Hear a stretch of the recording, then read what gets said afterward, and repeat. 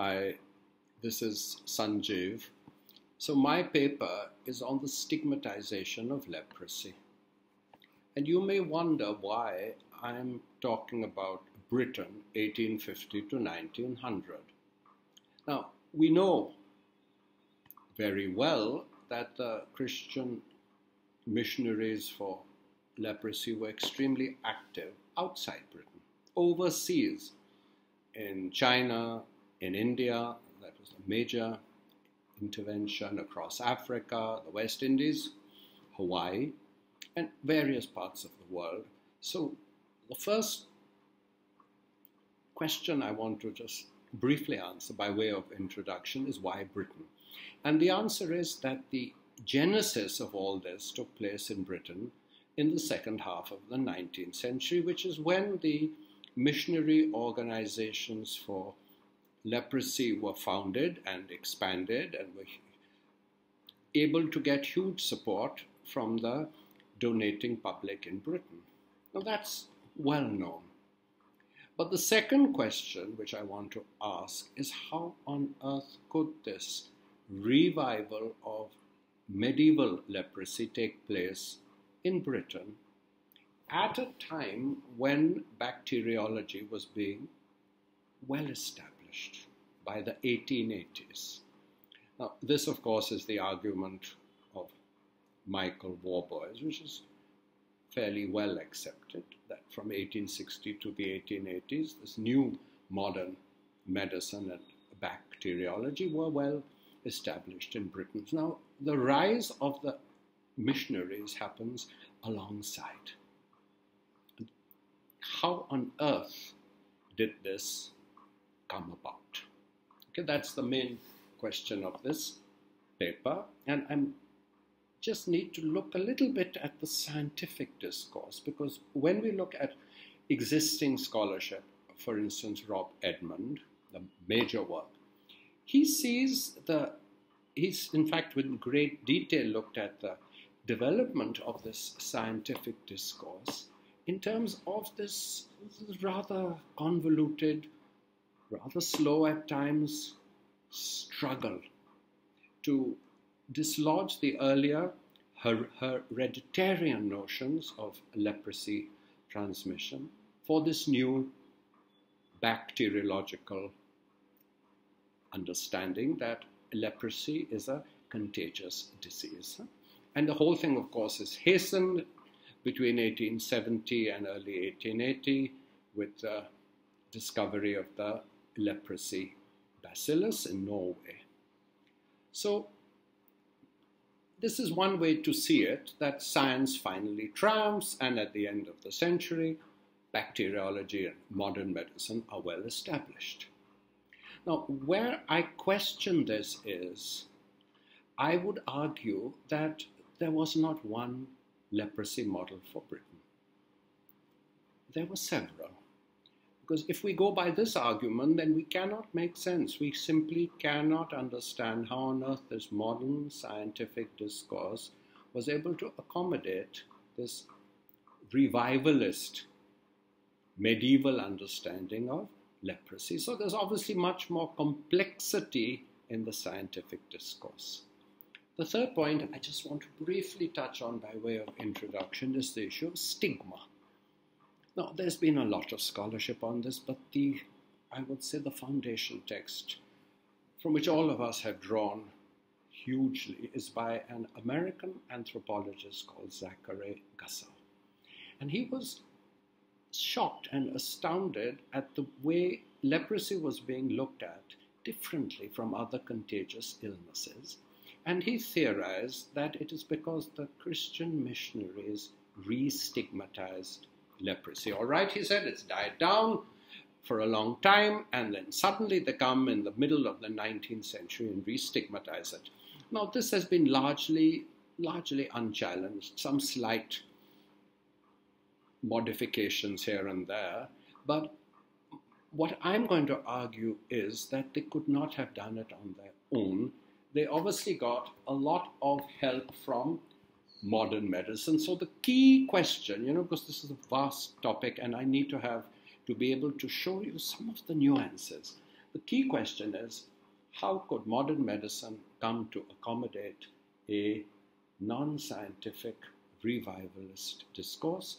And as I've said earlier, what is the complicity of modern medicine? All right, so these are the specific questions I'm going to talk about as we go down through the decades. All right, so let me now start with the scientific discourse. Now, science, there was aplenty. We could maybe start with the second half of the 19th century, and a lot of the major work, most of the major work is going to come from Norway, all right? Norway was the gold standard, at least on paper, and with the publication in the 1850s of a Norwegian text by Danielsen and Bloek on leprosy, Om Spedalskhed. Now, why is this so hugely important? Because it places the study of leprosy on a modern scientific foundation, the forms it takes, the different variants with different symptoms. So after this, you really know now what are we talking about. And this is the pre-bacteriological time, okay? So this text was introduced into Britain 1856. I'm grateful for this point to Rob Edmond again. And he says that in a series of articles in The Lancet. So what you see with Wilson is that he's looking at a whole lot of local issues. He's not just transposing the Norwegian text. He's saying, we have a small number of patients who had come to him for treatment, and he said this is by far the best text, and he's sort of appropriating it. He has no clue about the extent of leprosy globally. But one thing that he does point out is that he sees this great achievement of modern science as ending the era of domination of the church. He says we may pass over those speculations of human ignorance, which related, I beg your pardon, which attributed the origin of leprosy, one, while to divine wrath as a punishment for sin, and another to divine favor, securing to the sufferers religious honors. Now, this is very important.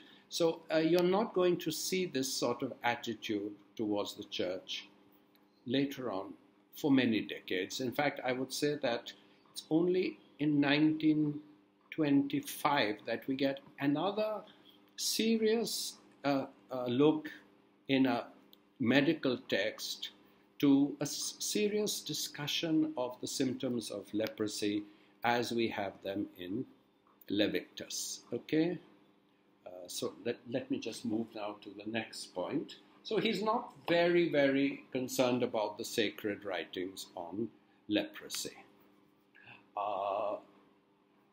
He says the sacred writings are so confused on this subject as to require to be put out of the pale of reference.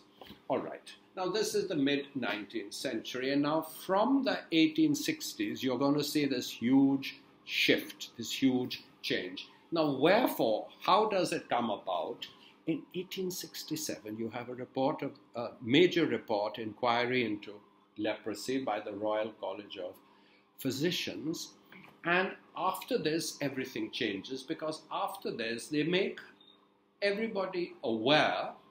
And these were the terms of reference, if reports could be obtained from the colonies, of the character and progress of the disease. So after this, what you're going to find is, for the rest of the century, this is very important, the discussions on leprosy in Britain are not on domestic leprosy. They're not so much on Norway, because the Norwegian, it was a big public health problem in Norway, and all their various mechanisms for voluntary isolation, a register of patients, treatment, none of this is going to find any resonance in Britain. In fact, I'd say it's barely discussed. So what happens, and this I would say is really a valuable clue to understanding how modern medicine would accommodate the missionaries, because the discussions in the 70s and 80s are not going to be on leprosy in Britain, but leprosy in the colonies. So now we move into the 1870s, and we still don't, there's some discussions that maybe heredity is not the right way to approach it. Because there also, even before the bacteria is finally established, there are very fine epidemiological studies which point to its contagious nature. And I'll give you one example of this new world of leprosy post-1867. Robert Living, he gives the Goulstonian lectures, and he's an eminent specialist who's won his spurs, again, not in Britain. He's got this huge experience in the colonies. And what does he say? He's got a much wider canvas. He's not looking at Britain, but so many different countries. He's now seeing leprosy as a multinational phenomenon, and there's much more sense now of the extent of leprosy. It's not just a few patients that Wilson talked about. Okay? Now, one more thing we find with Living is that he's starting to bring in references to institutions run by missionaries in the colonies, and the kind of local factors, prejudice. He cites one more medical officer, for instance, McNarama. I quote, it is said that when a leper enters the hospital, the healthy flee. So there's all these good reasons why he's... Sorry. What I'm trying to say is that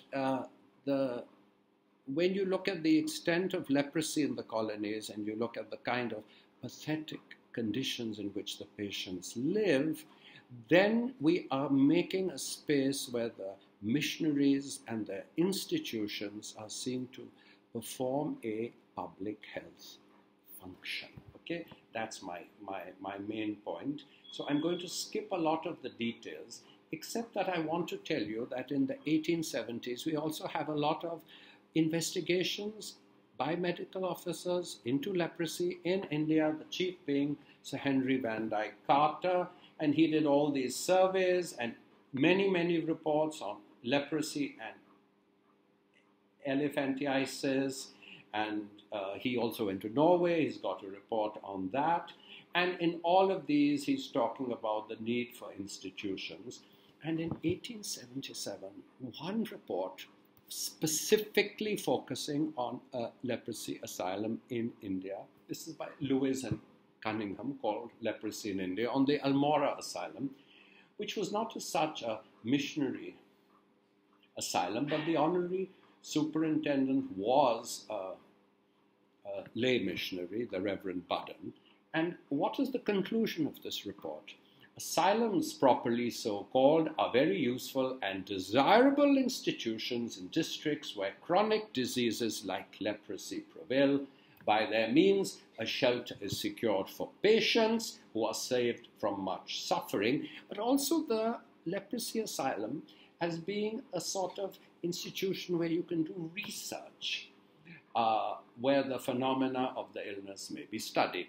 All right, so now I don't have a lot of time, so I'm going to end with W. Munro. Now, all these colonial officers, they write in Britain, they publish in Britain, they give talks in Britain, and they really dominate the discourse. Now, what does he say? He's again starting to call for segregation and a rather unkind attitude, if I may say so.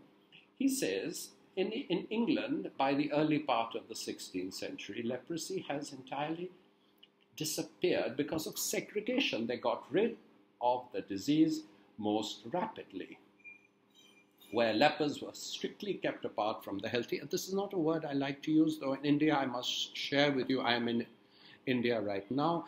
The word has no stigma, but that's the context. So I'm using this word in inverted commas. And now he says that it's really a call for segregation, and he sees the leprosy asylum as an institution where this can be done. As to the value of segregation, it may come to be acted upon, and the building of proper asylums or villages may be encouraged. Okay, so as of yet, he's not specifically saying that the missionaries are the only ones. And then everything transforms in the 1880s. I'm just giving you a sort of rough overview. I have lots of references, lots of text I'm skipping. What happened in the 1880s? In the 1880s, the way leprosy is viewed changes fundamentally, and it comes from science, Hansen's bacillus. Now, generally it is said that it was in 1873 that the bacillus was first discovered by Hansen, but there's much more recent research by Magnum Volset. It's his wonderful PhD thesis is online, and Volset argues that it took about until 1882 for this to be finally accepted, both by Hansen himself, he was finally convinced, and by the medical community. And this reference to the bacillus you find in a lot of these colonial medical texts. There's John Hiller's, there's many more. And by the 1880s, there's this great fear of leprosy, which is also because of the death of Father Damien de Veuster, because of the media coverage. Here's one article in the British Medical Journal of 1887. Leprosy is perhaps the most terrible disease that afflicts the human race. The question is one which philanthropists in these enlightened days are taking up actively. What does that mean? It means leprosy is now being transferred to philanthropists. So you see, this is that little space which the missionaries are going to take up. So at this time, there's a revival of medieval metaphors, more and more on the loathsome character of this fell condition, that kind of stuff. So it seems that another leprosy model has come up for the colonies. And I'll just give you one example of this. After the death of Father Damien, there was this big event in Britain, the foundation of the National Leprosy Fund, and the Prince of Wales spoke over here. And what did he say? And it's quite startling. Let me quote. Now, the Prince of Wales has a good understanding of leprosy. He's been to Norway. He's seen the conditions there, the patients, but what he says of Norway now, he doesn't talk about the bacillus. For heaven's sake, it's 1890. He says these unfortunately beings who are hardly human, but were at the same time cared for. No reference to medicine. And he talks about the plight of patients in India, homeless, friendless, religionless. So you see where all this is leading to. So as we go through the century, we find this great accommodation of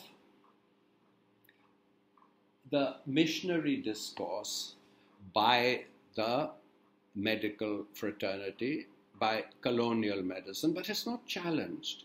When the Prince of Wales speaks, I don't see any challenge. In fact, he was supported by Sir Jonathan Hutchison at this event. Nothing colonial about him. He was the most eminent surgeon. Now, if we look briefly at the missionaries, they never disowned medicine, but they paid lip service to it, and their institutions in India till 1920 were very much insulated. Okay? So for 5 decades, from 1870 to 1920, there was a certain practice in the Christian missionary asylums in India, which was segregating the sexes, religious teaching, which had its roots in Britain in the 19th century, and then from 1920, a new breed of medical missionaries with lots of Indian support, but led by, I would say, Dr. Edwin Muir transformed this whole situation and made the leprosy asylums into modern medical institutions, and it was a long journey. And if we want to really look at the foundations of these institutions, you have to go back to Britain in the 19th century. And any discussion on human rights and science of leprosy patients, you have to go back to that period.